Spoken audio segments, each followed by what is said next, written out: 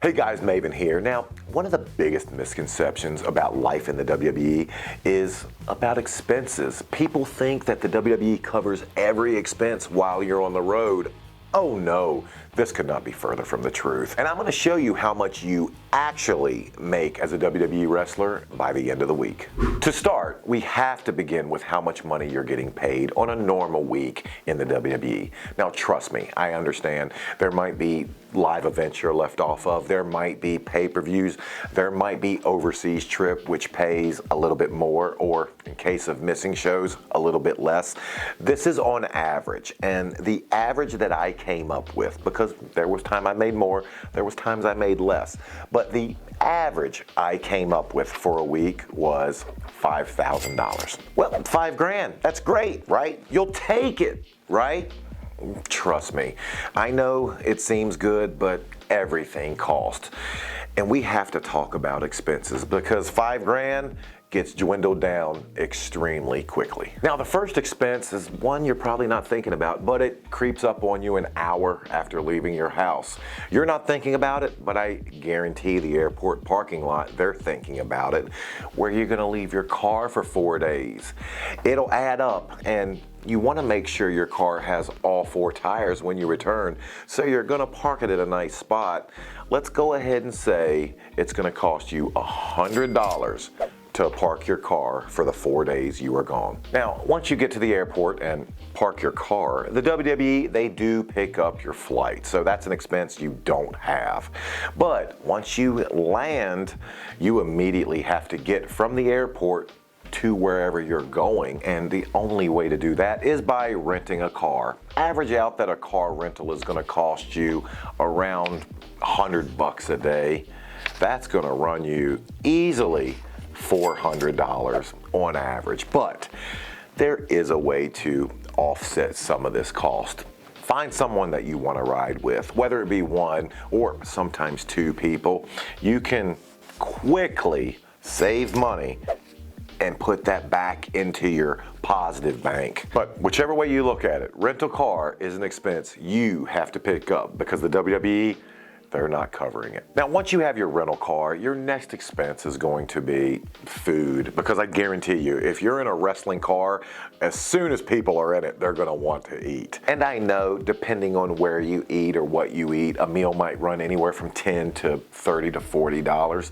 But let's say that on average, for the week, you spend about $200 on your food, whether it be dinners at night or snacks or breakfast or what have you. For some of the guys, some of the bigger guys, that could be double. They could be eating all the time. But for me, it was right around $200 per week. So now we have our rental car. We have our first meal in our system. The next thing you're gonna wanna do if you're on the road is go to the gym, maybe tan while you're there.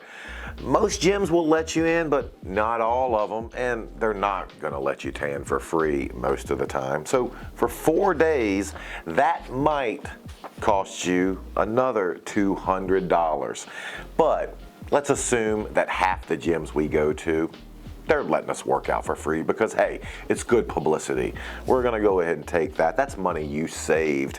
However, it's gonna cost you something to work out and tan. So there's another $100 in the old expense pile, and you've only been away from your house for a few hours.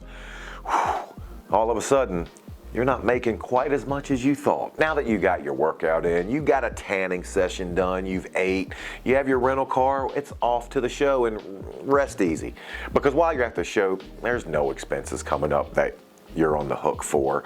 But once you leave the show, then the expenses, they start to pile up quickly. Immediately after leaving the show, you're gonna wanna eat, but we've discussed eating in the expenses pile already, but you're gonna want a place to stay for the night, and here's one of your biggest expenses of the week. Guys do it different, and some guys want to share a room. I was never one of those guys. I always wanted my privacy, and I always held the belief that I will pay a little extra for comfort. I wanted to be comfortable, and I wanted to sleep in a nice bed. But that's gonna cost you. A hotel for 4 nights, a nice hotel, not gonna run you 100, not going to run you 200, not going to run you 3, 4, could run you as much as $500. Now I get it. Some guys would double up. Hell, I've seen guys, you do 4 to a room. That was never me. It just wasn't. I was always in a room solo. This was an expense I was happy to pay, because at the end of every show, when I'm tired, when all I want to do is get a good night's sleep, I will pay for that comfort. So now that you're excited, you had a good show, you entertain the crowd, you have your rental car, you've got a good dinner, you have your hotel for the night. Are you satisfied with that? Of course you're not. Guys are going out, they're having a good time. You want to be a part of that. It's going to cost you though, and depending on who you are, it could cost you quite a bit. I'm going to say on average, it might cost you $200, but who knows? Let's say you're out, drink prices, they add up on you, and sometimes you have to make it rain. It could cost you more than this, but for average, let's say you're getting off easy, $200 a week.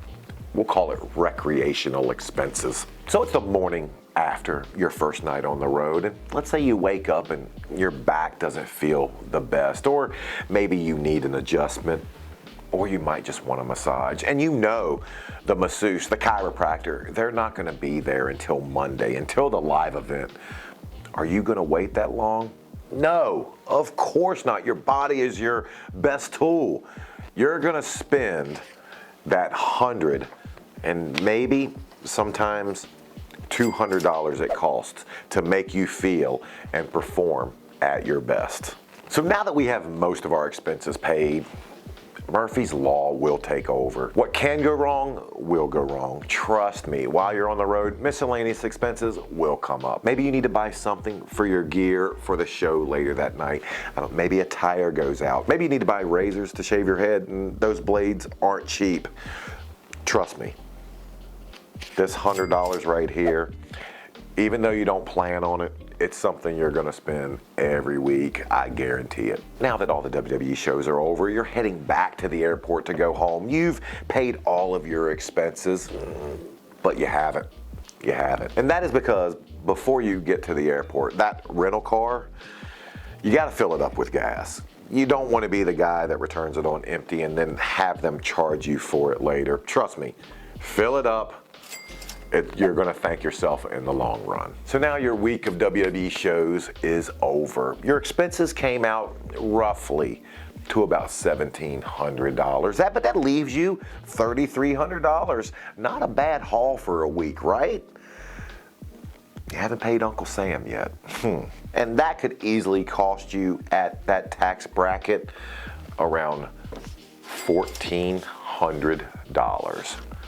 Go ahead and put that over there. After taxes and expenses, that leaves you with $1,900. Hey, not a bad haul for the week, but I also haven't paid my house payment, car payment, or personal expenses, but that's a video all on its own. Believe me, I'm not trying to talk ill about my time in the WWE. I had a blast. There's nothing I would have done different, and every one of those dollars was money well spent. So the WWE's not paying you enough to be a wrestler? Easy, become a reality TV star. To find out how much I made on all of my reality shows, click above.